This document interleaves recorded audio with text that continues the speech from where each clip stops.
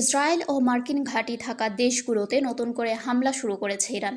আজ সকাল থেকে নতুন দফায় এই হামলা শুরু হয়েছে। ইরানের ইসলামী বিপ্লবী গার্ড এই তথ্য জানিয়েছে। আইআরজিসির বিবৃতির বরাত দিয়ে ইরানের সংবাদ মাধ্যমে বলা হয়, নতুন দফার হামলায় সলিড এবং লিকুইড ফুয়েল যুক্ত একাধিক ওয়ারহেড, সেই সঙ্গে ড্রোন ব্যবহার করা হচ্ছে। ইরান থেকে ইসরায়েলের দিকে ক্ষেপণাস্ত্র ছোড়া হয়েছে।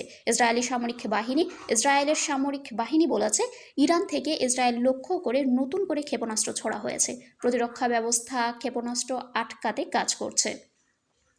মধ্যপ্রাচ্যে চলমান যুদ্ধের প্রথম সপ্তাহেই মার্কিন সামরিক বাহিনী নজিরবিহীন ক্ষয়ক্ষতির সম্মুখীন হয়েছে বলে দাবি করেছে তেহরান।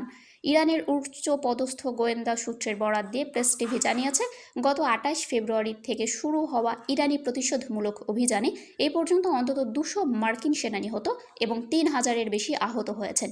এই গোয়েন্দা তথ্যের দাবি করা হয়েছে, মার্কিন ও ইসরায়েলি বাহিনীর আকাশ প্রতিরক্ষা ব্যবস্থার মজুদ এখন আশঙ্কাজনক পর্যায়ে রয়েছে। নাম প্রকাশে অনিচ্ছুক এক কর্মকর্তা জানান, গত ৭ দিনে আমেরিকার ১৫৩টি মিসাইল লঞ্চ প্ল্যাটফর্ম এবং ২৩টি প্যাট্রিয়ট মিসাইল সিস্টেম সম্পূর্ণ ধ্বংস হয়ে গেছে।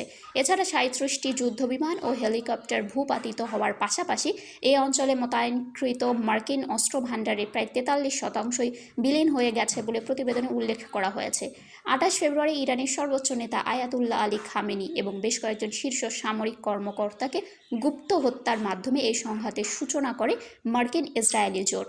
একই সময়ে দক্ষিণ ইরানের একটি প্রাথমিক বিদ্যালয়ে চালানো হামলায় ১৭০ জন স্কুল শিক্ষার্থী নিহতের ঘটনাটি বিশ্বজুড়ে তীব্র ক্ষোভের সৃষ্টি করে। এর জবাবে ইরানি সশস্ত্র বাহিনী অপারেশন ট্রু প্রমিস 4 এর আওতায় এ পর্যন্ত ৫৮ দফা হামলা চালিয়েছে। শারমিন শিমু, বরেন্দ্র টেলিভিশন।